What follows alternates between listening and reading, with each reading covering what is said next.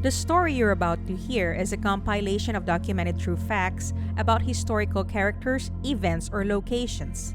Please sit back and listen as I narrate this story to you. The Piltdown Man was a paleoanthropological hoax in which bone fragments were presented as the fossilized remains of an unidentified early human. After 4 years of digging, Charles Dawson, an amateur archaeologist, claimed to have discovered the missing link between ape and man in 1912. He discovered a human-like skull fragment in Pleistocene gravel beds near Piltdown village in Sussex, England. On February 19, 1912, Dawson wrote to Arthur Smith Woodward, curator of geology at the Natural History Museum in London, about his discovery. Their long friendship was centered on their shared interest in fossils. Dawson informed Woodward of his discovery. According to Dawson, workmen at the site discovered the skull shortly before his visit and broke it up in the mistaken belief that it was a fossilized coconut 4 years earlier, and he later recovered several more pieces. The skull discovered in 1908 was the only find discovered in situ, with the majority of the other pieces discovered in the spoil heaps of the gravel pit. Dawson and Woodward began working together in June, with the occasional assistance of French Jesuit and paleontologist Pierre Teilhard de Chardin. The campaign was a resounding success.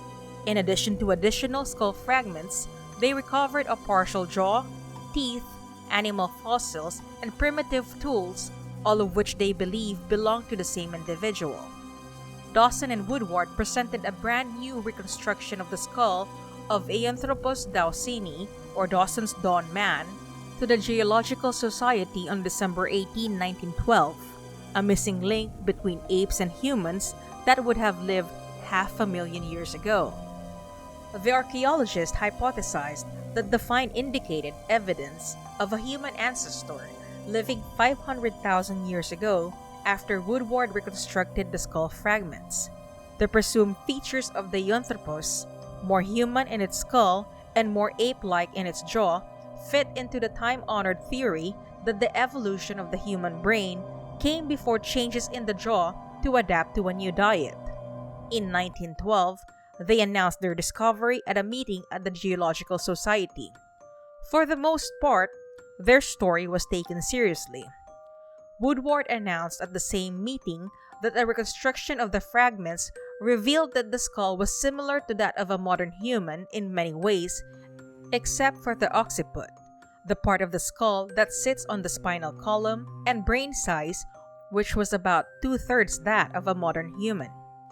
He continued by stating that, with the exception of two human-like molar teeth, the jawbone was indistinguishable from that of a modern young chimp.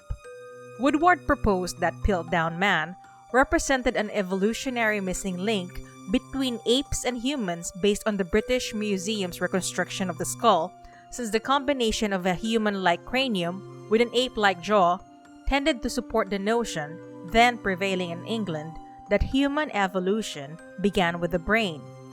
Despite the muted criticism of a minority of paleontologists, the majority of scientists hailed the so-called Piltdown Man as the missing evolutionary link between ape and man. The remains could be up to 1,000,000 years old, according to estimates. For the next decade, scientists celebrated the discovery of Aeanthropus dawsoni, or Dawson's Dawn Man, as proof of Darwin's still controversial theory of human evolution. The elephant bone carved in the shape of a cricket bat was the most unusual aspect of the Aeanthropus, but it wasn't the only one that had piqued people's interest. Some experts only objected to the reconstruction of the skull, as in the case of the anthropologist Arthur Keith, but anatomist David Waterston proposed in Nature in 1913 that the specimen actually corresponded to a human skull and an ape jaw. Dawson claimed to have discovered 3 fragments of a second skull at a new location about 2 miles away from the original finds in 1915. Woodward attempted several times to elicit the location from Dawson, but was unsuccessful. As far as we know, the site was never identified, and the discoveries appeared to be largely undocumented. Woodward did not present the new discoveries to the Society until 5 months after Dawson's death in August 1916, implying that he knew where they had been discovered. The American Museum of Natural History's president, Henry Fairfield Osborne, examined the Piltdown and Sheffield Park finds in 1921 and declared that the jaw and skull belonged together without question and that the Sheffield Park fragments were exactly those which we should have selected to confirm the comparison with the original type. The Sheffield Park finds were interpreted as proof of the Piltdown Man's authenticity. It may have been chance that brought an ape's jaw and a human skull together, but the chances of it happening twice were slim. Even Keith admitted to the new evidence, though he still had his doubts. The controversy, however, did not die away. In 1923, the German anthropologist Franz Weidenreich claimed that the Piltdown Man was simply a jigsaw of a modern human skull and an orangutan jaw with filed teeth. However, in the 1920s and the 1930s, the Piltdown gravels were discovered to be much younger than previously thought, and other finds of human ancestors around the world seemed to call the Piltdown Man's authenticity into question. In 1949, new dating technology was introduced which altered scientific opinion about the age of the remains. Dr. Kenneth Oakley, a geologist at the Natural History Museum, discovered the Piltdown remains were only 50,000 years old using fluorine tests. This ruled out the possibility of the Piltdown Man being the missing link between humans and apes, as humans had already evolved into their Homo sapiens form at this point in time. Following that, Dr. Joseph Wiener, a biological anthropologist at Oxford University, and Dr. Wilfred Legros Clark, a human anatomist, collaborated with Dr. Oakley to test the age of the Piltdown findings. Their findings revealed that the skull and jaw fragments were from two different species, a human and an ape, most likely an orangutan. Despite the discrepancies, the Piltdown Man managed to stay alive for 4 decades, thanks in part to the fact that the remains were hidden away and only a few people were allowed to see the real thing. At an International Paleontological Congress in 1953, the Piltdown Man was openly called a fraud for the first time. An intensive examination of the remains revealed that they were made up of a modern human cranium, no more than 600 years old, an orangutan's jaw and teeth, and a chimp's tooth. Scientists Kenneth Oakley, Wilfred Legros Clark, and Joseph Wiener used new techniques to prove conclusively that the Piltdown Man was a carefully crafted hoax that perfectly matched what Weidenreich had suggested 3 decades before. Under the microscope, scuffs on the surfaces of the teeth revealed that they had been filed down to look more human. They also discovered that the majority of the Piltdown site's discoveries had been artificially stained to match the local gravels.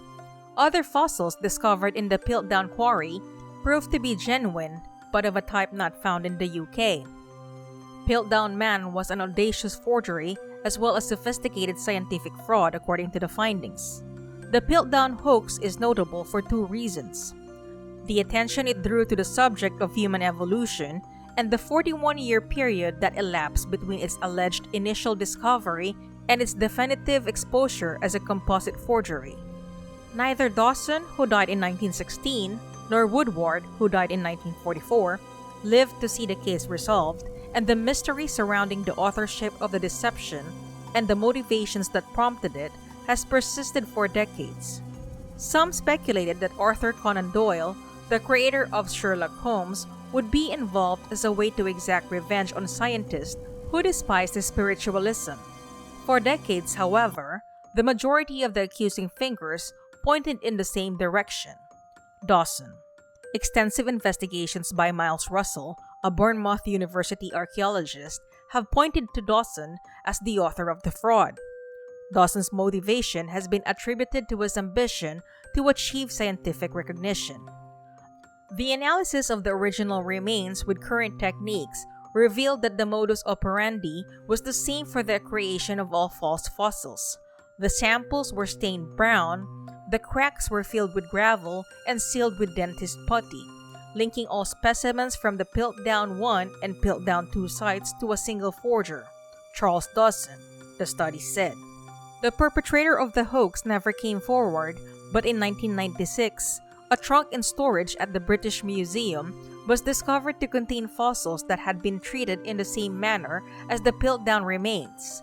The trunk bore the initials MACH, which seemed to imply that the culprit was Martin A.C. Hinton, a volunteer at the British Museum in 1912 and later a curator of zoology at the institution.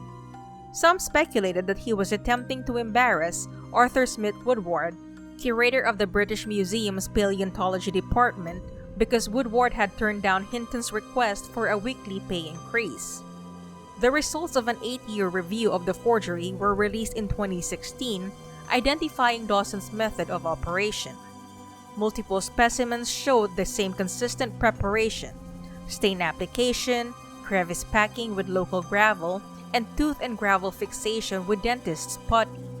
Shape and trace DNA analysis revealed that the teeth from both locations belonged to the same orangutan. The consistent method and common source indicated that all of the specimens were created by one person, and Dawson was the only one associated with Piltdown 2.